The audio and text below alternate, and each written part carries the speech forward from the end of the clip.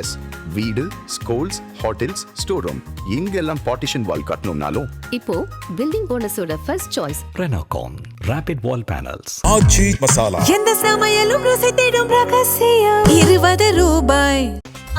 No compromise. உங்க சைடுலயும் எங்க சைடுலயும். It's a GT promise. GT Holidays, South India's #1 travel brand. ஒரு மக்களாட்சி நடக்கணும், ஒரு மக்களால் தேர்ந்தெடுக்கப்பட்ட முதல்வர் ஒன்று சட்டமன்றத்துக்கு போகணும், அரியணையில் ஏறணும்னு விஜய்க்கெல்லாம் ஓட்டு போட்டாங்க போல தெரியுது. சிங்கிள் லார்ஜஸ்ட் பார்ட்டி அவர் தான் சார். ஏன் சார் அவரை முதல்வர் ஆக்க விடாமல் தடுத்து கொண்டு இருக்கிறது பிஜேபி? ஸ்டாலின் வர்சஸ் அதர்ஸ் சொன்னீங்க, இனிமேல் விஜய் வர்சஸ் அதர்ஸ் வந்தாச்சு. விஜய் தான் number 1, number 2 Stalin, number 3 Edappadi. இதுதான் position. Vijay versus others. Vijay versus அதர்ஸ்ங்கிறது இந்த ஒரு எலெக்ஷன்ல சொல்ல முடியாது. அது வரட்டு. ஆனா விஜய் அந்த உயரத்துக்கு வந்துட்டாரு. நீங்க எல்லாம் விஜயை முதலமைச்சர் ஆக விடாமல் தடுத்து கொண்டிருக்கீங்களா? மக்களினுடைய எதிர்ப்புகளை சம்பாதித்துக் கொண்டிருக்கிறீர்களா? விஜய்க்கு மேலும் மேலும் ஆதரவு கூடி கொண்டிருக்கிறது, ஒவ்வொரு நாளும் இன்னும் கூடுது. அது நல்லதா? ஒருவேளை ராகுல் விஜய் சேர்ந்ததுனால மோடி அமித்ஷாவுக்கு கொஞ்சம் பயம் வந்துருச்சா? ஒருவேளை இங்க எமர்ஜ் ஆகி வந்துட்டாங்க, நம்ம சவுத்துல ஒன்னொன்னா ஏதாவது தேர்மான்னு பாக்குறோம், இதுல ராகுலும் விஜய் சேர்ந்து முடிச்சு விட்டுருவாங்க போல தெரியுது. One must be very alert in politics. Modi very very அலர்ட்டா இருக்கனால தான் இந்த உயரத்துக்கு வந்து 4வது முறையும் பிரதமராக போறாரு. சரி, விஜய் இப்ப முதலமைச்சர் ஆனால் இங்கு மீண்டும் அது வந்து திமுக அதிமுக மீண்டும் எமர்ஜ் ஆகி வந்துட முடியாது, மீண்டும் அதிகாரத்தை பிடித்து விட முடியாதுன்னு நினைக்கிறாங்களா? ரெண்டு பேரும் விஜய்கிட்ட தோத்துட்டாங்கிறது உண்மைதான மாதிரி. அப்புறம் நம்பி 5 சீட்டு ஜெயித்த காங்கிரஸ் அவருக்கு துரோகம் பண்ணிட்டு போயிருக்குது. சரி, பழி வாங்குறது காங்கிரஸ், விஜயையும் சேர்த்து பழி வாங்குற மாதிரி இருக்கு. விஜய்க்கான ஸ்பேஸே இல்லாம இப்ப ஒரு முட்டுக்கட்டையா இருக்குல்ல, அவர் என்ன பண்ண போறாரு? எங்க நீங்க சின்ன குழந்தைகள்லாம் சேர்ந்து அவருக்கு 100 எம்ஜிஆர் கொடுத்த மாதிரி அதிக சீட்டு கொடுத்துட்டீங்கன்னா பிரச்சனையே இருந்திருக்காதுங்க. சரி, எம்ஜிஆர் அளவுக்கு நம்பர் வரலங்க. தாமதப்படுத்த விஜயனுடைய இமேஜ் இன்னும் கூடிக்கொண்டே போகுது. இன்னைக்கு 108 இருக்கிறது நாளைக்கு 208 போயிருச்சுன்னா என்ன சார் பண்ண போறீங்க? என்ன பண்ண போறாங்க பிஜேபி? இன்னைக்கு 108 இருக்கிறது 118 இருந்ததுன்னா பிரச்சனையே இருந்திருக்காத மாதிரி. இன்னைக்கு சார், நாளைக்கு நடக்க போறது அடுத்து அதை பார்த்தெல்லாம் முடிவு பண்ண முடியாது. அதன் தமிழர்களுக்கு வணக்கம். பல்வேறு துறைகளில் ஆகச்சிறந்த ஆளுமைகளை சந்தித்து நாம் நேர்காணல் எடுத்து வருகிறோம். அந்த வகையில் மீண்டும் நம்மோடு இணைந்திருக்கிறார் அரசியல் திறனாய்வாளர் திரு ரவீந்திரன் துரைசாமி அவர்கள். அவரிடம் கேட்பதற்கு நிறைய இருக்குன்னு வாருங்களோடுமே கேட்போம். வணக்கம் திரு ரவீந்திரன் துரைசாமி சார். வணக்கம் மதேஷ். எப்படி இருக்கீங்க சார்? நல்லா இருக்கிறோம் மதேஷ். ரொம்ப மகிழ்ச்சியா இருக்கீங்க. ஆனா தமிழ்நாட்டு மக்கள் எல்லாம் மகிழ்ச்சியில் இருக்கிற மாதிரி தெரியல. ஒரு மக்களாட்சி நடக்கணும், ஒரு மக்களால் தேர்ந்தெடுக்கப்பட்ட முதல்வர் ஒன்று சட்டமன்றத்துக்கு போகணும், அரியணையில் ஏறணும்னு விஜய்க்கெல்லாம் ஓட்டு போட்டாங்க போல தெரியுது. சிங்கிள் லார்ஜஸ்ட் பார்ட்டி அவர் தான் சார். ஏன் சார் அவரை முதல்வர் ஆக்க விடாமல் தடுத்து கொண்டு இருக்கிறது பிஜேபி? ஆளுநரை வைத்து கொண்டு அவர்கிட்ட நம்பரை கேட்டு இந்த மாதிரி வேலையெல்லாம் பண்ணிட்டு இருக்கிறது அது ஆரோக்கியமான அரசியலா? ஏன்னா அவர் போய் ஃப்ளோரில் டெஸ்ட் பண்ணிப்பாரு, ஃப்ளோர் டெஸ்ட் நடத்தி அங்கே அவர் நிரூபிச்சுட்டு போறாரு. ஏன் பிஜேபி இதை தடுத்து கொண்டு இருக்கிறது? நான் கேட்கல, மக்களுடைய கேள்வி இது. இந்த மக்கள் கேள்விதான். எய்தர் எடப்பாடி ஆர் எலெக்ஷனுங்கிற மாதிரி எய்தர் விஜய் ஆர் எலெக்ஷன் கூட நானே டே 1லேருந்து டிக்ளேர் பண்ணவன் தான். நீங்கள் கேட்கக்கூடிய இது மக்களாட்சி நடக்கணும்னா நம்பர் 1 வந்து 35 விழுக்காடு வாக்கெடுத்து, இப்போ விஜய் அந்த விழுக்காடு வாக்கு சொல்கிறாரு இல்லையா, அதே மாதிரி 35 விழுக்காடு வாக்கெடுத்து ஆட்சி அமைக்க முடியாத பாஜக மாயாவதி 3வது இடத்துல வந்த மாயாவதியை சிஎம்மா சொன்னாங்க. விஜயும் எனக்கு மக்கள் முழு ஆதரவை தரவில்லை, அரைகுறை ஆதரவாக தான் தந்திருக்காங்க, இருக்கவங்கள நான் தான் பெரியவன், 77 எம்ஜிஆரோட எனக்கு 4-5 விழுக்காடு வாக்கு வந்துட்டு எம்ஜிஆரோட நான் பெரிய தலைவராக, மக்கள் எனக்கு முதல் தேர்தல் அங்கீகாரம், எம்ஜிஆருக்கு முதல் சட்டமன்ற தேர்தலை விட அங்கீகாரம் கொடுத்துருக்காங்க, எல்லாம் உண்மைதான். ஆனால் எம்ஜிஆர் வந்து 4 முனை போட்டியில் 130 இடங்களுக்கு மேலே வந்து தனி மெஜாரிட்டி வந்துட்டாப்புல. எனக்கு மும்முனை போட்டியான சூழ்நிலையில எனக்கு தனி மெஜாரிட்டி வரல. அப்போ மக்கள் தீர்ப்பை ஏற்றுக்கொண்டு என்னோட 34-35 வந்து ஆட்சி அமைக்க போதுமானது அல்ல. எம்ஜிஆருக்கு 30.3 பிளஸ் கம்யூனிஸ்ட் 3 33.3 ஆட்சி அமைக்க போதுமான இடங்களை கொடுத்தது.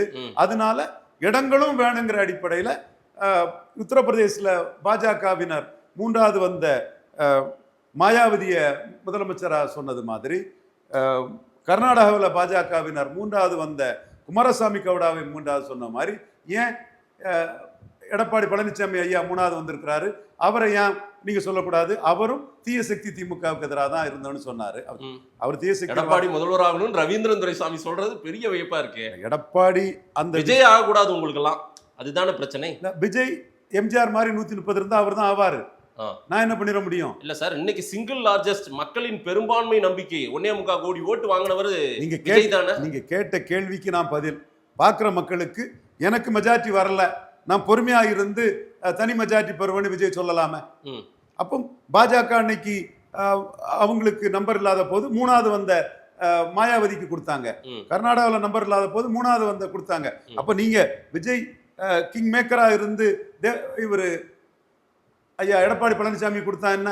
நான் ஒரு லாஜிக்கா தான். அவங்க தான் ஃப்ளோர் டெஸ்ட்டுக்கு போயிட்டு நாங்க பண்றோம்ன்றாங்கல்ல சார். நீங்க என்ன பதவி பிரமாணம் பண்ணி வைங்க, நாங்க ஃப்ளோர் டெஸ்ட்ல நிரூபிக்கிறோம். என்ன சொன்னீங்க? விஜய்க்கு மக்கள் சக்தி அதெல்லாம் சொன்னீங்க. நான் தெளிவா எம்ஜிஆரோட 4-5% உயர்ந்துட்டாருங்க. உண்மையை ஒத்துக்கிட்டு தானங்க பேசுறேன். இன்னொன்னு சொல்லணும், நீங்க ஸ்டாலின் வெர்சஸ் அதர்ஸ்னு சொன்னீங்க, இனிமேல் விஜய் வெர்சஸ் அதர்ஸ் வந்தாச்சு. விஜய் தான் number 1, number 2 Stalin, number 3 Edappadi. இதுதான் position. Vijay versus others. Vijay versus அதர்ஸ்ங்கிறது இந்த ஒரு எலெக்ஷன்ல சொல்ல முடியாது. அது வரட்டு. ஆனா விஜய் அந்த உயரத்துக்கு வந்துட்டாரு, நான் மறுக்க வரல.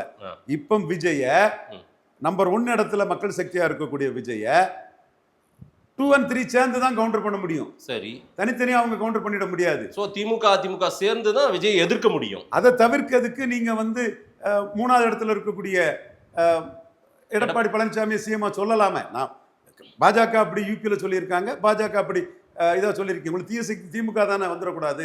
ஒருவேளையில திமுக எடப்பாடி சொல்லிட்டாருன்னா இப்ப ஆட்சி அமைக்கும் சார். அவருக்கான ஆதரவு கிடைத்து கொண்டிருக்கிறது, கிடைத்தும் விட்டது. காங்கிரஸ் உள்ள போயிருக்காங்க, அடுத்து இன்னும் எதிர்பார்த்து கொண்டிருக்காங்க. அவங்களும் வரதான் போறாங்க. அவர் அதிகார பதவி அடைஞ்சிட்டா முதலமைச்சர் எனும் நான், ஜோசப் விஜய் எனும் நான், அது சொல்லிட்டாருன்னா எல்லாரும் வரதானே போறாங்க அவரை பார்க்க. திரும்பி அது நடக்கதானே செய்யும். அதுக்கே தடைக்கல்லா, அதுக்கே தடையை போட்டுட்டு இருக்கு பிஜேபி டெல்லி. கவர்னர் ஒரு முடிவு எடுத்திருக்கிறாருங்க. கவர்னர் முடிவு நீங்க 112ஓட போறீங்க, அவர் 118ஓட வாங்கங்கிறாரு. இதுதான். இது கவர்னர் அதை கேட்க கூடாதுல்ல, ஆளுநர் மாளிகையில் வச்சா கேட்கணும். எஸ்ஆர் பொம்மை கேஸ் என்ன சொல்லுது? ஃப்ளோர் டெஸ்ட்ல தானே அதை நிரூபிக்க முடியும், அங்கதானே வச்சு பண்ண முடியும். தமிழ்நாட்டில் சசிகலா அம்மையாருக்கு என்ன நடந்தது? அது அநீதி இழைக்கப்பட்டது. 133 எம்எல்ஏ அதிகமாக தான் இருந்துச்சு. 133 எம்எல்ஏ இருந்தும் பதவி ஏற்றுக்க அவங்களுக்கு ஓபிஎஸ்க்கு 11 தர்மயுத்தம் குறைச்சிட்டா கூட 122 கிட்ட வரும் இருந்தது. இருந்தும் சென்னமேனி வித்யாசாகர் ராவ் ஸ்டேபிள் கவர்மெண்ட் கொடுக்க முடியாதுன்னு போயிட்டாரு. ஓகே, அதே புள்ளியில தான் சென்னமேனி வித்யாசாகர் ராவ் பண்ண புள்ளியை யாரும் கோர்ட்ல டெஸ்ட் பண்ணல. அது இன்னைக்கு ஒரு முன்னுதாரணம் மாதிரியே இருக்குது. அந்த இதுபடி காசிநாதன் என் ஃப்ரெண்டு, அவரு நானும் கம்பைன் பண்ணி தான் ஸ்டேபிள் கவர்மெண்ட் கொடுக்க முடியாதுன்னு நினைச்சா கவர்னர் டிஸ்கிரிப்ஷன் பவரில் முடிவெடுக்கலாங்கிறத சென்னமேனி வித்யாசாகர் ராவுக்கு நாங்களே அந்த ரெப்ரசன்டேஷனை கவர்னருக்கு கொடுத்தோம். அவர் சசிகலாவால் ஸ்டேபிள் கவர்மெண்ட் கொடுக்க வாய்ப்பு இல்லைன்னு அந்த இடத்துக்குள்ள ஒரு முடிவெடுத்தாரு. நம்பர்ஸ் இருந்தும் கொடுக்காம தட்டி அங்க நம்பர்ஸே இல்லை. அப்ப நம்பர் ஸ்டேபிள் கவர்மெண்ட் நான் இருக்கனா இல்லையாண்டா ஒரு ஃப்ளோர்ல நிரூபிச்சு, இல்லைன்னா அமுச்சு விட்டுறலாம், இல்லைன்னா அவரே ஆட்சி கவிழ. நீங்க அர்லேக்கர்கிட்ட போய் அப்பாயின்மெண்ட் வாங்கி சொல்லுங்க, அவரு சார் இப்படி பண்ணுங்க சார்னு சொல்லுங்க. அவருக்கு டிஸ்கிரிப்ஷன் பவர் இருக்குது சார். அர்லேக்கர் அவர் கேரளா ஆளுநர், இங்க பொறுப்பு ஆளுநர். அவருக்கு பல தகவல்களை இங்கிருந்து யாரோ சொல்லிட்டு இருக்காங்க, பல தகவல்களை எடுத்துட்டு இருக்காரு, அவருக்கே தெரியும். ரவீந்திரன் துரைசாமி போன்றவர்கள்லாம் டெல்லிக்கு அனுப்புற மெசேஜ் காரணமா என்னன்னு எனக்கு தெரியல. நீங்க எல்லாம் விஜய முதலமைச்சர் ஆக விடாமல் தடுத்து கொண்டிருக்கீங்களா? மக்களினுடைய எதிர்ப்புகளை சம்பாதித்துக் கொண்டிருக்கிறீர்களா? விஜய்க்கு மேலும் மேலும் ஆதரவு கூடி கொண்டிருக்கிறது, ஒவ்வொரு நாளும் இன்னும் கூடுது. அது நல்லதா? சசிகலா விஷயத்துல தனி மெஜாரிட்டி இருந்துமே கொடுக்கலீங்க தமிழ் மண்ணில். சசிகலா ஜெயலலிதாவுக்கு உயிர் தோழி, அவங்களுக்கு தனி மெஜாரிட்டியே இருந்தும் கொடுக்கல. அதே இது அதே கேட்டகரியில் ஜெயலலிதாவுக்கு இவங்க பாத்திமா பீதி பதவியேற்பெல்லாம் செய்து வச்சாங்க. அது ஒவ்வொரு கவர்னரும் அவங்கவுங்க டிஸ்கிரிப்ஷன் பவரில் ப்ரெரோகேட்டிவ் படி செயல்படுவாங்க. இன்னைக்கு கவர்னர் தெளிவாக சொல்லிட்டார, விஜய்க்கு ரிக்வயர்ட் மெஜாரிட்டி இல்லை, நம்பர்னு சொல்லிட்டார. இல்ல, வெளியிலிருந்து ஆதரவு பெற்றுக்கொண்டு கூட விஜய் ஆட்சி அமைக்கலாம்னு முதல் நாள் சொன்னாரு அர்லேக்கர். அதற்கு பிறகு எங்க இருந்து இந்த செய்தியெல்லாம் வருது? அதை ஏன் தடுக்கிறாரு? அடுத்தடுத்து போய் சந்திக்கிறாங்க, கொடுக்கல. நான் என்ன கேட்கிறேன், ரைட், அவருக்கு இல்லைன்னு இவர் எப்படி கண்டுபிடிக்கிறாரு? அவர் கொடுக்கறதுக்கு ரெடி ஆவாங்கல்ல, அவருக்கு பதவி வந்ததும் கொடுக்க தான் செய்வாங்க. நீங்க எதியூரப்பாவுக்கு அன்னைக்குள்ள லெவலில் பாஜக ஆட்சி, கவர்னர் பாஜக நியமன கவர்னர், அது அவர் 2 வாரம் டைம் கொடுத்துட்டாப்ல. அப்போ 2 வாரம் எப்படி டைம் கொடுக்கலான்னு கோர்ட்டுக்கு போனது காங்கிரஸ் கட்சி தான். Parameswara, Congress Karnataka state leader. நீங்க எஸ்ஆர் பொம்மை கேஸுக்கு அடுத்தபடியே பரமேஸ்வரா இது வந்துட்டு 2018. அப்போ 24 மணி நேரம் தான் கொடுத்தாப்புல. இன்னைக்கு விஜய்க்கு உங்களுக்கு 96 மணி நேரம் ஆயாச்சே, அந்த அளவு கொடுத்துட்டாரா அவரு? சரி ஆக்சுவலா அது 96 கொடுத்தாரா 72 தானாங்கிறது காலம் தான் பதில் சொல்லணும். சரி. ஏன்னா அவர் கொடுத்த அந்த இது வந்து க்ளோஸ் பண்ணிட்டாருன்னு ஒரு இன்டர்பிரேஷனும் போகுது. அதாவது வந்து ஒரு கவர்னர் மாளிகை ஒரு கம்யூனிகேஷன் வந்தது இல்லையா, அவர் வந்து he fail to establish his நம்பர்ஸ்னு ஒன்று வந்தது இல்லை. அப்போ விஜய்க்கு கொடுத்த சான்ஸ், சிங்கிள் லார்ஜஸ்ட் பார்ட்டி கொடுத்த சான்ஸ் ஓவர்ங்கிற ஒரு முடிவும் கவர்னர் நாளைக்கு எடுத்து அறிவிக்கலாம். சரி. இது ஒரு கிரே ஏரியாவா இருக்குது, 50-50 இருக்குது.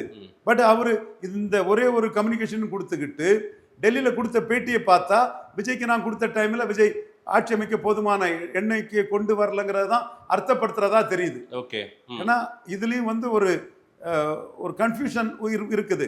பட் அசான் டேட் அவர் சொன்னது விஜய்க்கு கொடுத்த வாய்ப்பு ஓவர், இனிமே விஜய் வந்தா இன்னொரு வாய்ப்பு கொடுப்பாராங்கிறது ஒரு கேள்விக்குறியா தான் இருக்குது. கொடுத்த டைம் மீறிட்டாரு விஜய் அப்படின்ற மாதிரி அர்லேக்கர் மைண்டுக்கு வந்துட்டாரு இப்ப அப்படின்னு நீங்க சொல்றீங்க. அந்த ஒரு இன்டர்பிரேஷனுக்கு இந்த இடத்துல வாய்ப்பு இருக்கு. அதை வந்து ஒரு மோனோலிசா புன்னையாட்டு ஒரு மர்மம் முடிச்சாதான் கவர்னர் வச்சுட்டு இருக்கிறாரு. பட் அந்த லெட்டரை, அந்த கம்யூனிகேஷனை கொடுத்துக்கிட்டு டெல்லியில பேட்டு கொடுத்திருக்கிறாருன்னா, அவர் ஹார்ஸ் ட்ரேடிங்கை பற்றி கொடுக்குறாருன்னா, அவரை பொறுத்தவரை ஹார்ஸ் ட்ரேடிங்கை நான் அனுமதிக்க மாட்டேன். விஜய் கொடுத்துட்ட டைம் கடந்து போச்சு. எதியூரப்பாவுக்கு வந்து சிங்கிள் லார்ஜஸ்டா வந்தவருக்கு சுப்ரீம் கோர்ட் 24 மணி நேரம் தான் டைம் கொடுத்தாங்க. அதை தாண்டி டைம் கொடுத்தாச்சு, இனிமேல் நான் இதை வந்து என்டர்டெயின் பண்ண முடியாதுன்னு ஒருவேளை அவர் சொல்வதற்கான சாத்தியக்கூறுகளும் வாய்ப்புகளும் இருக்குது. இதைத்தான் இன்னைக்கு சிபிஎம், சிபிஐ, விசிகா எல்லாம் பதறாங்க. நம்ம ஒருவேளையில அவங்களும் முடிவு எடுக்கல, பூவா தலையா போட்டு பார்த்துட்டு தான் இருக்காங்க, முடிவு எடுக்கல. ஆனாலும் விஜய் பக்கம் நகர்றதுக்கு கூட வாய்ப்பு இருக்குல்ல. அவர்களுக்கு ஒரு அச்சம் இருக்கு. என்ன அச்சம்? நம்ம நகர்ந்தாலும் ஹார்ஸ் ட்ரேடிங் த பார்ட்டின்னு கவர்னர் சொல்லிடுவாரோங்கிற அச்சம் திருமாவளவனுக்கு இருக்குது, இவரு பாலகிருஷ்ணன் அவருக்கு இருக்குது, சிபிஐக்கு இருக்குது. நம்ம ஒரு எல்லாருமே சார்ந்து போய் ஆதரவுன்னு சொன்னா கூட அப்படி சேரதுக்குள்ள வாய்ப்பு இல்லை. அவங்க இன்னும் டெலிபரேஷன்ஸ்ல இருக்கிறாங்க. அதே ஒவ்வொருத்தரோட இன்ட்ரெஸ்ட் என்னங்கிறத நான் இல்ல. ஏற்கனவே காங்கிரஸ் மதசார்பற்ற ஒரு கட்சி அங்க போயிருக்குது, தலைமை வகித்த கட்சி அங்க போயிருக்குது. காங்கிரஸ் ரொம்ப முக்கியமான கட்சி, தேசிய அளவில் இருக்கிற கட்சி அங்க போயிருக்காங்க. அவங்களுமே பேச்சுவார்த்தை நடத்திட்டு இருக்காங்களா? அந்த 3 பேர்கிட்ட பேசுறாங்க. அதுதான் பிரச்சனை. இன்னைக்கு அகிலேஷ் யாதவ், ஸ்டாலினும் அகிலேஷ் யாதவ் இருக்கிற மாதிரியும் மம்தாவையும் அகிலேஷ் யாதவ் இருக்கும்போது நம்பிக்கை துரோகி, நயவஞ்சக, பதவி வெறி பிடிச்ச காங்கிரஸ் அர்த்தத்தில் ஒரு ட்விட்டை போட்டு காலி பண்ணிட்டாரு. அப்போ இந்திய அளவில் மோடிக்கு அடுத்தபடியாக பிரைம் மினிஸ்டர் வர்றது ஒரு ஓபிசி லீடர், சத்யராஜ் கோத்திர கவுல் பிராமணர் அல்ல, சோனியாவுக்கு மகன் அல்ல, முலாயம் சிங் யாதவ் மோடிக்கு ஆல்டர்னேட்டிவா வராரு. மோடிக்கு ஆல்டர்னேட்டிவா வரக்கூடிய முலாயம் சிங் யாதவ மன்னிக்கவும் அகிலேஷ் யாதவ், நம்ம அவர் எமர்ஜென்சி வைத்த முலாயம் சிங் யாதவ் நம்ம தலைவர் பேரை தான் நம்ம நினைச்சிட்டு இருக்கோம். தாதா நேதாஜி அவரை தான் நினைச்சிட்டு இருக்கோம். அவருக்கு சன் நம்ம அகிலேஷ் யாதவ் வந்து மோடிக்கு எதிரான ஒரு தலைவரா அங்க உருவாகி வராரு. அவர் அந்த உருவாக்கத்துக்காக சிபிஎம், சிபிஐ எதிர்பார்க்கிறாரு, முக ஸ்டாலின் எதிர்பார்க்கிறாரு, மம்தா பானர்ஜி எதிர்பார்க்கிறாரு. இன்னைக்கு அவரு இந்த தமிழ்நாட்டில் உள்ள ஸ்டேல்மேட் இருக்கும்போது அவர் கொடுத்த இந்த இது காங்கிரஸுக்கு ஒரு நெத்தியடி, மரண அடி. பாரசைட் காங்கிரஸ், நம்பிக்கை துரோக காங்கிரஸ், ப்ரொபோஸ் பண்ண கேண்டிடேட்டை எய்த்து ஒர்க் பண்ணி மெய்காப்பாளர்களால் கொல்லப்பட்ட இந்திரா காந்தி பேரில் உள்ள அந்த கட்சிக்கு மிகப்பெரிய ஒரு மரண அடி. அதை இன்னைக்கு அகிலேஷ் யாதவ் தெளிவா கொடுக்கிறாரு. இல்ல, சவுத்துல அவங்களுக்கு ஒரு அனுதாபமும் இருக்கு, ஒரு ஏற்றமும் இருக்குது. இப்ப விஜய் கூட போனது இன்னும் கொஞ்சம் பீக்ல வளர்ந்துருவோம்னு நினைச்சுதானே அவங்க கூட போயிருக்கிற மாதிரி தெரியுது. கண்டிப்பா விஜய் சவுத்துல பிளஸ் தான். தமிழ்நாட்டிலே எம்ஜிஆர் தாண்டி 4% எடுத்துட்டாருன்னா கேரளாவில் செல்வாக்கு இருக்கு, ஆந்திராவில் செல்வாக்கு, கர்நாடகாவுக்கு செல்வாக்கு இருக்குது. அது நம்ம ரெட்டிகள் நம்ம தம்பி கூட ஒரு சர்வே எடுத்து விஜய்க்குள்ள இதை சொன்னா அது இருக்கட்டு. இப்ப பாரசைட் காங்கிரஸுக்கு எதிராக அகிலேஷ் யாதவ் வராரு. அப்போ அகிலேஷ் யாதவ் பிரைம் மினிஸ்டர் நிற்கிறது தான் சிபிஎம்முக்கும் சிபிஐக்கும் நல்லது. சரி, ராகுல் பிரைம் மினிஸ்டர்னு சொல்லி விஜய் நிற்கலாம். அந்த இடத்துக்குள்ள போய் ராகுலை போய் தூக்கி பிடிக்கிறதுல கேரளா காங்கிரஸுக்கு என்ன லாபம் இருக்கு? கேரளாவில் ராகுல் பிரதமர்னு விஜய் போய் பிரச்சாரம் பண்ணுவார் நாளைக்கு. சரி, அது சிபிஎம், சிபிஐக்கு அது நஷ்டம் இல்ல. சிபிஎம், சிபிஐக்கோ இல்ல விசிகாவுக்கோ என்ன நஷ்டம் லாபம்ன்றதை நம்ம பிறகு பார்க்கலாம். ஒருவேளை ராகுல் விஜய் சேர்ந்ததுனால மோடி அமித்ஷாவுக்கு கொஞ்சம் பயம் வந்துருச்சா? ஒருவேளை இங்க எமர்ஜ் ஆகி வந்துட்டாங்க, நம்ம சவுத்துல ஒன்னொன்னா ஏதாவது தேர்மான்னு பாக்குறோம், இதுல ராகுலும் விஜயும் சேர்ந்து முடிச்சு விட்டுருவாங்க போல தெரியுது. One must be very alert in politics. Modi very அலர்ட்டா இருக்கனால தான் இந்த உயரத்துக்கு வந்து 4வது முறையும் பிரதமராக போறாரு. சரி, அந்த இடத்துல நடராஜன் கிட்ட ரொம்ப அலர்ட்டா தான் இருந்தாரு. நடராஜன் சாதாரணமானவர் இல்ல. நிர்பந்தங்கள் நீங்கியதுன்னு பெங்களூருக்கு ஓட போறங்கிற மாதிரி ஒரு இதை சொன்ன ஜெயலலிதா அம்மையாரை நிறுத்தி ஒரு மக்கள் சக்தியாட்ட ஆக்குனது ஐயா எம் நடராஜன். ம். அவருக்கு செல்வாக்குங்கிறது யூபியில பெருசு, கர்நாடகாவில் பெருசு, இன்டர்நேஷனல் லெவல்ல செல்வாக்கானவர், ஸ்ரீலங்காவில் செல்வாக்கானவர், மிகப்பெரிய செல்வாக்கு தளத்தில் உள்ள ஐயா எம் நடராஜனை பெரிய ஆளா தான் மோடி நினைச்சாரு. சரி. So one must be alert in பொலிட்டிக்ஸ்ங்கிற மாதிரி. விஜயும் பெரிய ஆள் தான். விஜய் பெரிய ஆளு தானே, ஆமா. இப்ப பெரிய ஆளா ஆயாச்சு. ஆ. நான் திரும்ப திரும்ப அதை சொல்லாண்டா அவரோட மாசு. ஆ. கேரளா, ஆந்திரா, கர்நாடகா இங்கேயும் அவருக்கு மாசு இருக்குது. ஆ. அப்ப அதை கருத்துல கொண்டு தான் மோடி தன்னோட நகர்வுகளை அதான். செய்தாங்க. அதனாலதான் PL சந்தோஷ் சொல்றாரு, காங்கிரஸ் முகத்துல அழுகுன முட்டை வீசப்படும் எப்படின்னாலும், அது உறுதி. ரைட். அப்போ அந்த இது குருமூர்த்தி போன்றவங்க வந்து காங்கிரஸ் பண்ணது ஒரு அநீதி, ஒரு அரசியல் ஆரோக்கியமற்ற செயல் சொல்லாத ஒரு சூழ்நிலையில PL சந்தோஷ் காங்கிரஸ் அடிக்கிறாரு. அதுக்கு நம்மளோட பிரசன்டேஷனும் ரெப்ரசன்டேஷனும் பேச்சுக்களும் ஒரு முக்கிய காரணம். PL சந்தோஷ் வந்து கர்நாடகாவில் பாஜக தோத்ததுமே தேவகவுடாவுக்கும் பாஜகவும் கூட்டணி ஏற்படுத்தினது அண்ணாமலை PS சந்தோஷ். அது இனிஷியேட்டட் பை அவர் டீம். ஸோ இப்பவும் குருமூர்த்தி வந்து காங்கிரஸுக்கு முள்ள மாதிரித்தனத்தை, கேப் மாதிரித்தனத்தை, நம்பிக்கை துரோகத்தை ஒன்று சொல்லாத போது PL சந்தோஷ் வந்து காங்கிரஸ் அடிச்சு காங்கிரஸ் முகத்தில் அழுகுன முட்டை வீசப்படுங்கிறத PL சந்தோஷ் சொல்றாரு. ஸோ இந்த இடம் நீங்க சிங்கிள் லார்ஜஸ்ட் பார்ட்டியா போய் உங்க கிளைம் மிஸ்டேக் பண்ணல. நீங்க காங்கிரஸ்ங்கிற ஒரு சுமைய, லைபிலிட்டிய, ஒரு மைனஸை தூக்கிட்டு போய் எங்களுக்கு இவ்வளவு இருக்குன்னு சொல்லிட்டாப்ல. ராகுல் எங்க எமர்ஜி ஆயிடுவாரோ, அவர் இங்க இருந்து எழுச்சி பெற ஆரம்பிச்சிருவாரு போல தெரியுது அப்படின்னு டெல்லிக்கு பயம் வந்துருச்சா? அதே கேள்விதான் மீண்டும் கேட்டுக்கிறேன். அதேதான். ஸ்டாலின் கூட இருந்து ஜெயித்துக்கிட்டு இருந்தவர் ஒழுங்கா ஸ்டாலின் கூட வந்து பிரச்சாரம் பண்ணாம ஸ்டாலினை தோக்கடிச்சுட்டு பண்ணக்கூடிய ஒரு அரசியல்ல இன்னைக்கு அகிலேஷ் யாதவ் இந்தியாவில் பெரிய தலைவர்கள் அளவுக்கு அகிலேஷ் யாதவா ராகுலானி வந்துட்டு, இதுல அகிலேஷ் யாதவ் தேஜஸ்வி யாதவ் மாதிரியும் ஸ்டாலின் மாதிரியும் ஏமாற தயாரில்லை. காங்கிரஸ்காரனுக்கு இவ்வளவு சீட்டு கொடுத்தும் 5 சீட்டு ஜெயிக்க வச்சுக்கும் காங்கிரஸ்காரன் ஓட்டெல்லாம் விஜய்க்கு தான் போட்டுட்டான். அது தெளிவா தெரியுது. அப்போ இது வந்து பீகார்ல நடந்துட்டு அப்பர் காஸ்ட் காங்கிரஸ்காரன்லாம் வேற வெளியே கொண்டு ஓட்ட போட்டுட்டான். சரி. இங்க வந்து யூபிலையும் அது நடந்துடக்கூடாதுன்னு நீ எங்க வேணாலும் போட்டுக்கோ, அந்த ஓட்டு எனக்கு வராது, தனிச்சு நின்று கூட நீ பிரிச்சுக்கோ அப்படின்னு காங்கிரஸ் அகிலேஷ் யாதவ் இந்திய அளவில் அடிச்சுட்டாப்ல. சரி. நீங்க மம்தாவை அடிச்சீங்க, தேஜஸ்வி யாதவ் அடிச்சீங்க, ஸ்டாலின் அடிச்சீங்க, அகிலேஷ் யாதவ் உங்களை அடிச்சு தூக்கி துறதுக்கு வீசிட்டாரு. பாக்ஸருக்கு சன் இல்ல, பாக்ஸரோட சன் இல்ல, நேதாஜிக்கோட சன் இல்ல, அடிச்சு உடனே அடிச்சுட்டாரு. தெளிவா கணக்கு போட்டுட்டாரு. இந்தியா முழுக்க ராகுல் தெளிவா கணக்கு போட்டுட்டாரு.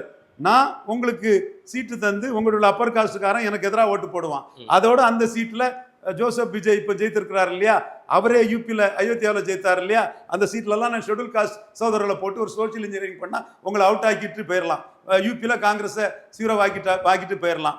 பீகாரில் தேஜஸ்வி செய்ய மறந்ததை தமிழ்நாட்டில் ஸ்டாலின் காங்கிரஸ் வேணுங்கிற அந்த வெற்றி இதுக்குள்ள செய்ய மறந்ததை நான் உங்களுக்கு யூபியில் பண்ணி காட்டிடுறேன்னு இன்னைக்கு 3வது அணிக்கான ஒரு இதை அகிலேஷ் யாதவ் வந்து விதையை போட்டுட்டாரு. அகிலேஷ் யாதவ் கூட தான் CPM CPI நிற்பாங்க. பாரசைட் காங்கிரஸ், ஒட்டுண்ணி காங்கிரஸ், நம்பிக்கை துரோக காங்கிரஸ், ப்ரொபோஸ் பண்ண கேண்டிடேட்டை எதிர்த்து ஒர்க் பண்ணி மைக்காப்பாளர்களால் கொல்லப்பட்ட ஒரு நம்பகத்தன்மையற்ற ஒரு காங்கிரஸ் கூட போக மாட்டாங்க நான் நம்புறேன். இந்தியா முழுக்க அகிலேஷ் ஃபேஸ் ஃபேமஸா இல்ல ராகுல் ஃபேஸ் எல்லாருக்கும் பரிச்சயமா சொல்லுங்க?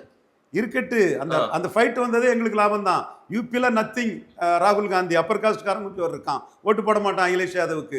காங்கிரஸ் கொடுக்கக்கூடிய சீட்ல அகிலேஷ் யாதவ் வந்து சோசியல் இன்ஜினியரிங்கா விஜய் ஜாதி கடந்து போட்டிருக்காருல, இவ்வளவு ஷெட்யூல் காஸ்ட் எல்லாம் ஓப்பன்ல போட்டிருக்காருல்ல, அது அகிலேஷ் முதல்ல போட்டாரு. அதே பாணியில காங்கிரஸ் கொடுக்கக்கூடிய சீட்ல ஷெட்யூல் காஸ்ட்டை ஓப்பன்ல தூக்கி நிறுத்திட்டு போறது. சரி, அது நீங்க இந்தியா கூட்டணியை அடுத்து யார் தலைமை வகிப்பாங்க, அந்த இடத்துல அகிலேஷ் யாதவ் கொண்டு வந்து நிறுவனத்துக்கு பல வேலைகள் நீங்க பேசிட்டு இருக்கீங்க, பண்ணுங்க. நான் என்ன கேட்கிறேன், இங்க தமிழ்நாடு அகிலேஷ் யாதவ்ங்கிறது எப்படி கலைஞர் மாதிரி எமர்ஜென்சி எடுத்த ஒரு பெரிய ஸ்டாலின் அந்த மாதிரி. எஸ், நான் ஒத்துக்கிறேன்ப்பா, தாராளமா வரட்டும். ராகுலுக்கு மாற்றா அகிலேஷை இப்பவே தயார்படுத்துறீங்க, அவர் வரட்டும், வந்து நிக்கட்டும், பார்ப்போம். அது நான் இங்க கேட்கிறேன், விஜய் இப்போ முதலமைச்சர் ஆனால் இங்கு மீண்டும் அது வந்து திமுக அதிமுக மீண்டும் எமர்ஜாய் வந்துட முடியாது, மீண்டும் அதிகாரத்தை பிடித்து விட முடியாதுன்னு நினைக்கிறாங்களா? ரெண்டு பேரும் விஜய்கிட்ட தோத்துட்டாங்கிறது உண்மைதான மாதிரி. அதான் சார், மீண்டும் நம்மளால விஜயை எதிர்த்து போட்டியிட்டால் நம்மளால பெருசா சோபிக்க முடியாதுன்னு நினைக்கிறாங்களா திமுக? 2வது இடத்துக்கு ஃபைட்டுங்கிற நிலைமை தான் இருக்கும். செகண்டுக்கான ஃபைட் அவரு ரொம்ப டிஃபரன்ஸ்ல சிங்கிளாட்டே வந்துட்டார்ல, அதனாலதான் விஜயை அதிகாரத்துல உட்கார விடாமல் தடுக்கிறாங்களா? எங்க அவருக்கு மெஜாரிட்டி இல்லைங்க. சரி, அப்ப ஏங்க எதியூரப்பாவை தடுத்தீங்க, ஏங்க பட்னாவிஸை தடுத்தீங்க? பிராமணருக்கு ஒரு நீதி, லிங்காயத்துக்கு ஒரு நீதி, விஜய்க்கு மட்டும் இன்னொரு நீதியா? சரி மெஜாரிட்டி வரல சார் பட்னாவிஸ். சரி, அடுத்து யார் இருக்காங்க லார்ஜர் நம்பர்? அடுத்து அவங்கள கூப்பிட்டுருக்கணுமா இல்லையா கவர்னர்? ஏன் கூப்பிடாம இருக்காரு? அதெல்லாம் நீங்களும் நானும் முடிவு பண்ண முடியாது சார். நீங்க பேசுங்க சார், நீங்க பொதுவான பார்வையை பேசக்கூடியவர்ல, உங்களுக்கு தெரியணும்ல. ஒவ்வொரு டைம் முடிஞ்சிருச்சு விஜய்க்கு. அடுத்து யார் லார்ஜர்? நான் சிங்கிள் லார்ஜர்ங்கிறது தான் திருமாவளவன் சொல்றாரு, கம்யூனிஸ்ட் சொல்றாரு, நான் சொல்றேன். கவர்னர் என்ன செய்யறாருங்கிறது தானங்க இப்போ மேட்ரு. சும்மா நம்ம சொல்லிட்டு இருக்கல என்னங்க. கவர்னர் செய்யல, கவர்னரை ஆபரேட் பண்றாங்க, கவர்னருக்கு இன்ஸ்ட்ரக்ஷன் கொடுக்குறாங்க. அதன் அடிப்படையில் விஜய முதல்வர் ஆகாமல் தடுக்கிறாங்க. அதான் நடந்துட்டு இருக்கு. நான் பேசல, மக்கள் பேசுறாங்க சார், ஓட்டு போட்ட மக்கள் பேசுறாங்க. 118 அவர் கொண்டு போயிருப்பாருன்னா இல்ல, அவர் தான் ஃப்ளோர் டெஸ்ட்ல சசிகலா 133 கொண்டு போய் தடுத்தாங்களாங்க. அது சிலர் ஆப்சென்ட் ஆகிறதும் சில விஷயங்கள் அங்க ஒரு சில கேம் எல்லாம் இருக்கும்ல. அந்த ஆட்டத்தில் விஜய் எமர்ஜாய் கூட வந்துருவார்ல. அதான் சார் பிரசிடென்ட் ஓட்டிங்ல உள்ள இதுதான்ங்கிறது வந்து ஒரு கன்வென்ஷன். அந்த கன்வென்ஷனை வந்து ஃபாலோ பண்ணணும்னு அர்லேக்கருக்கு எந்த இதுவும் இல்லை. அவர் வந்து டிஸ்கிரிஷனரி பவர் எக்கச்சக்க அதிகாரம் இருக்குது. ஐடியாவும் கொடுக்குறாரு. திமுகவும் அதிமுகவும் சேர்ந்து வந்தாலும் கூட வந்து கேட்டாங்கன்னா அதை நான் வந்து இது பண்றதுக்கு அந்த ப்ரொபோசல் ஏத்துக்க வாய்ப்பு இருக்கு. கவர்மெண்ட் அட்வொகேட் தெளிவா சொல்றாரு, ஒரு கோஹெசிவ் அலையன்ஸ் வந்தா அதை செயல்படுத்தலான்னு. இன்னைக்கு கனிமொழி ஒன்று சொல்றாங்க, இவர் டிகேஎஸ் இளங்கோவன் சகோதரர் ஒன்று சொல்றாங்க, சகோதரி ஒன்று சொல்றாங்க. ஆனா டிஎம்கே சுப்ரீமோ மு.க. ஸ்டாலினுக்கு முடிவெடுக்க அதிகாரம் கொடுத்து வச்சிருக்கிறாங்க. முடிவெடுக்க அதிகாரம் கொடுத்து வச்சிருக்காங்க. சரி, சூழ்நிலை தக்கன அவர் அந்த முடிவு எடுக்கலாம். என்ன முடிவா இருக்கும்? திமுக எடுக்கிற முடிவு என்னவா இருக்கும்? இப்போ வந்து திமுக இந்திய அரசியல்ல ஒரு மதசார்பற்ற ஒரு இதுல ராகுல் காந்திங்கிற ஒரு துரோகிய அரசியல் ரீதியா தோற்கடிக்கிறதுக்கு அகிலேஷ் யாதவ், தேஜஸ்வி யாதவ், மம்தா பானர்ஜி, ஸ்டாலின், இடதுசாரிகள்லாம் சேர்ந்து ஒரு அணியை திரும்ப நிறுவதுக்கு முயற்சி விஜயை தோற்கடிக்க, விஜயை வீழ்த்துறதுக்கு அல்லது விஜய் எழுச்சி பெறாம தடுக்கிறதுக்கு என்ன வேலை பண்றாரு ஸ்டாலின்? எங்க அவரை நம்பி 5 சீட்டு ஜெயித்த காங்கிரஸ் அவருக்கு துரோகம் பண்ணிட்டு போயிருக்குது. சரி, பழி வாங்குறது காங்கிரஸ், விஜயையும் சேர்த்து பழி வாங்குற மாதிரி இருக்கு. விஜய்க்கான ஸ்பேஸே இல்லாம இப்ப ஒரு முட்டுக்கட்டையா இருக்குல்ல, அவர் என்ன பண்ண போறாரு? எங்க நீங்க சின்ன குழந்தைகள்லாம் சேர்ந்து அவருக்கு 100 எம்ஜிஆர் கொடுத்த மாதிரி அதிக சீட்டு கொடுத்துட்டீங்கன்னா பிரச்சனையே இருந்திருக்காதுங்க. சரி, எம்ஜிஆர் அளவுக்கு நம்பர் வரலங்க. சரி, நீங்க பெர்சன்டேஜ்ல எம்ஜிஆர் தாண்டி போயிட்டீங்க, நம்பர்ல எம்ஜிஆர் அளவு வரல. அதுதானங்க பிரச்சனை. இப்போ பிஜேபி ஆளும் பல மாநிலங்கள்ல இந்த மாதிரி நம்பர் இடிபாடு வரும்போது அங்க இருந்த கவர்னர்கள் ஆட்சி செய்ய அவங்களுக்கு பதவி பிரமாணம் செஞ்சு வச்சு அதுக்கு பிறகெல்லாம் நடந்திருக்கு சார். அது இண்டிவிஜுவல் கவர்னரோட டிஸ்கிரிஷனரி பவர். சரி, வேணா கோர்ட்டுக்கு போங்க. அல்லது ஆந்திராவில் இவர் தாக்கூர் ராம்லால், இமாச்சல் பிரதேஷ் சீஃப் மினிஸ்டர், ஒரு ராஜ்புட் லீடர், காங்கிரஸ்ல இருந்தவர். இவர் பாஸ்கர் ராவ் போர்ஜரி கையெழுத்தை வச்சு சிஎம் ஆக்கி விட்டுட்டாரு என்டிஆருக்கு எதிராக. ஆந்திராவே திரண்டது. மக்கள் வந்து புரட்சியில் அவர் வந்து சங்கல்தல் சர்மாவை கவர்னராக போட்டு தான் இந்திரா காந்தி தப்ப முடியும்னு ஆயிட்டு. ஒரு இந்து தலைவருக்கு அநீதினு இந்தியா ஃபுல்லா ஒரு இந்துக்க முதுகுல இந்திரா காந்தி குத்திட்டாங்கன்னு யூபி பீகார்லாம் வந்ததும் இந்திரா காந்தி பயந்துட்டாங்க. அவரை நீக்கிட்டு சங்கர்தயாள் சர்மாவை கவர்னரா போட்டாங்க. அதே மாதிரி இங்க ஒரு மக்கள் எழுச்சி வரும்னு சொன்னா உங்கள்கிட்ட எண்ணிக்கை இல்லையே.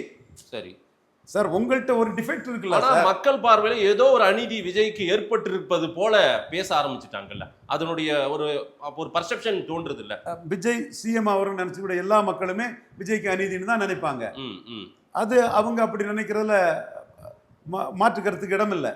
ஆனா 118 இல்லைங்கிறது உண்மைதானே மாதேஷ்? விஜய்க்கு இப்ப நடந்துட்டு இருக்கிற இந்த பிரச்சனைக்கெல்லாம் காரணம் ஒண்ணு, அவருக்கு மெஜாரிட்டி இல்ல, அது ஒண்ணு. அதை விட பெரிய பிரச்சனை காங்கிரஸ் போய் சேர்ந்தது. அதனாலே எல்லாமே இப்ப கொலாப்ஸ் ஆகி நிக்குது. கரெக்ட்?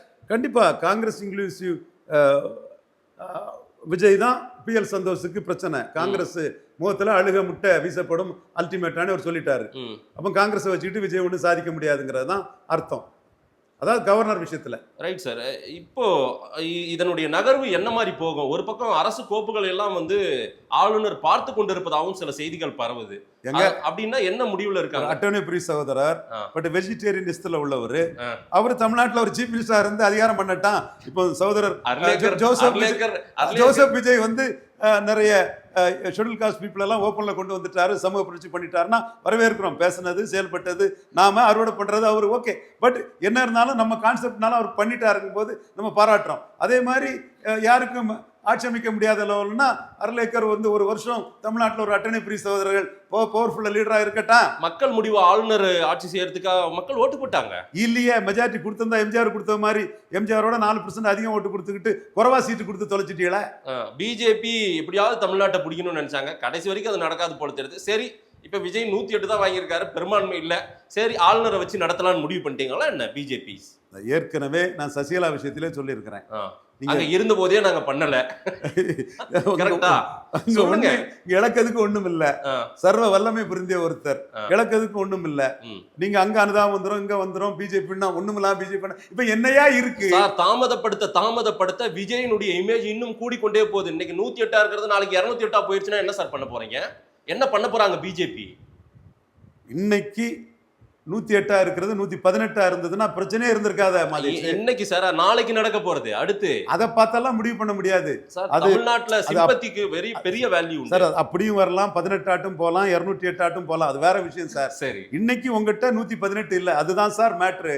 இதை வச்சுட்டு நீங்க எல்லாம் ரிசைன் பண்ணிடுவோம்னு சொன்னாலும், பெரிய அனுதாபம் வந்துடும் சொன்னாலும், தீகா காரனே பேசுறாயா, பிராமணர்களே பேசுறாயா, அப்ப பெரிய மாசுல வந்துட்டாருன்னு அர்த்தம். சரி, அது எனக்கு தெரியுது. பட் இன்னைக்கு மோடிக்கு என்ன, காங்கிரஸ் இன்ஃப்ளூயன்ஸ் அலையன்ஸ்ல நீங்க இருக்கிறீங்க, காங்கிரஸ் மொத்தல கரிய பூசணும். பிஎல் சந்தோஷ் வெளிப்படையா சொல்லிட்டாரு. அதுல கூட குருமூர்த்திக்கும் எனக்கும் மன வருத்தம் தான். சத்திரியன் தான், பெரிய ஆளு தான், எமர்ஜென்சி ஹீரோ தான். காங்கிரஸுக்கு முள்ள மாதிரித்தனத்தை, கேப் மாதிரித்தனத்தை அவரு கண்டிக்கலங்கிறது எனக்கு ஒரு வருத்தமான ஒரு விஷயம் தான். அவருக்கு இன்டெலக்சுவல் ஆனஸ்டியை நான் அதுல கொஸ்டின் ஆக்குறேன். அது பிஎல் சந்தோஷே இதை பேசியிருக்கிறாரு. மோடிக்கு ஆள் கரெக்டா பேசியிருக்காயா, அவன் கருத்து மோடிக்கு வெயிட்டேஜ் தனியா, இவர் வந்து அது பேசலங்கிற சொல்லியிருக்கிறாரு.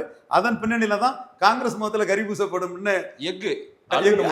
அதான் அழுகிற முட்டை பீசப்படும், முகத்துல கறி பூசப்படும், அர்த்தம் அதானே. அந்த இங்கிலீஷ் பிரேஸோட அர்த்தம் அதுதான். காங்கிரஸ் முகத்துல கறி பூசப்படும். சோ காங்கிரஸ் முகத்துல கறி பூசணும். எப்படி பூச முடியும்? திமுக அதிமுக ஒரு ரகசிய டீல் நடந்துட்டு இருக்குது. அதாவது திமுக அதிமுக இல்ல, முத இடத்துக்கு விஜய் போன பிறகு 2-3 ரகசிய டீல் பண்றாங்க. முத இடத்துக்கு அது எலியும் பூனையும் அது கீரியும் பாம்பும் இல்ல சார். எங்க அது முடிஞ்சு போச்சுங்க அந்த கதை. தமிழ்நாட்டு அரசியலே முடிஞ்சிருச்சா? விஜய் நம்பர் 1 ஆயாச்சுங்க தமிழ்நாட்டில். நம்பர் 1 விஜய், அவ்வளவுதான். இனிமேல் திமுக அதிமுக அரசியலை விட நம்பர் 1 விஜய் தான். 2026 ரிசல்ட் அதுதானங்க. இல்ல இனி ஃபியூச்சரே அதானா பாலிடிக்ஸ்? திராவிடம் அதெல்லாம் விட்டுருங்க. பிஜேபி நம்பர் 1 இருந்ததுன்னா நம்பர் 2 முலையாமும் நம்பர் 3 மாயாவதியும் சேர்ந்து தான் தோக்கடிக்க முடியும். இல்ல சார், இன்னைக்கு நம்பர் 1 ஸ்டாலின் திமுக, நம்பர் 2 அதிமுக, நம்பர் 3 தான் விஜய், நம்பர் 4 சீமான், அந்த மாதிரி இருந்தது. இன்னைக்கு நம்பர் 1 விஜய் வந்துட்டாரு.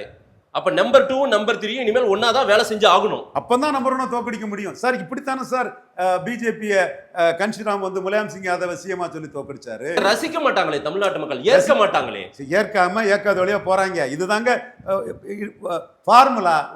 1 தோக்கடிக்கும்னா 2-3 சேர்ந்தா தாங்க முடியும். திராவிடமாவது புண்ணாக்காவது 1 மேல வந்துட்டுன்னா 2-3 சேர்ந்து தான் தோக்கடிக்க முடியும். 2-3ல யாரு முதல்ல அந்த பொசிஷனுக்கு தகுதியானவங்களா நீங்க பாக்குறீங்க? அதுல யாரு கிங், அரசன்? ஸ்டாலினா எடப்பாடியா? அது நெசசிட்டியை பொறுத்து தான் இருக்குது. கன்ஷிராம் வந்து முலாயம் சிங் யாதவ் ப்ரொஜெக்ட் பண்ணாரு.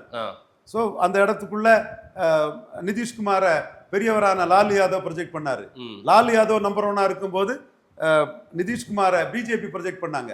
ஸோ அப்படிப்பட்ட ஒரு வாய்ப்பு எடப்பாடிக்கும் வரலாம். சரி, விழுந்த ஓட்டு எடப்பாடிக்கு விழுந்த ஓட்டு. பரவாயில்ல, இப்போ எடப்பாடி இவ்வளவு நீங்க உயரமா வச்சு பாக்குறதே எனக்கெல்லாம் ரொம்ப உயரத்துல வைக்கலங்க. மே 4 அந்த இஷ்யூ முடிஞ்சு போச்சு. ரைட். 4 இல்ல 58 வருட அதிமுக திமுக அரசியலே முடிச்சிட்டாரு விஜய். அது 118 வராதுதான் சிக்கல் அவருக்கு, அது வேற விஷயம். சரி, மே 4ஆம் தேதியோட அவர் வந்து எல்லா இதுகளையும் மீறி விழுந்த ஓட்டு, அவர் தலைமைக்கு விழுந்த ஓட்டு, எடப்பாடி பழனிசாமி தலைமைக்கு விழுந்த ஓட்டு. அண்ணாமலை நீக்கம், 2 ஜாதி கட்சி, ரவீந்திர சாமிக்கு குற்றச்சாட்டு, ஐயர் நாடார் என்ன செய்ய முடியுங்கிறதுக்காக நாடார் பெல்ட்ல அவருக்கு எதிராக எடுத்து ஒர்க் பண்ணது, எல்லாத்தையுமே முடிச்சு கட்டிக்கிட்டு அவருக்கு என்னங்கிறதோ அது கிடைச்சிடுச்சு. நான் எலெக்ஷனுக்கு முன்னாடியே விழுற ஓட்டு எடப்பாடி பழனிசாமிக்கு விழக்கூடிய ஓட்டுன்னு உங்கள்கிட்ட நாணயமா சொன்னா இல்லையா? இப்ப விழுந்த ஓட்டு எல்லாமே அந்தந்த தலைவர்களுக்கு விழுந்த ஓட்டு தான்.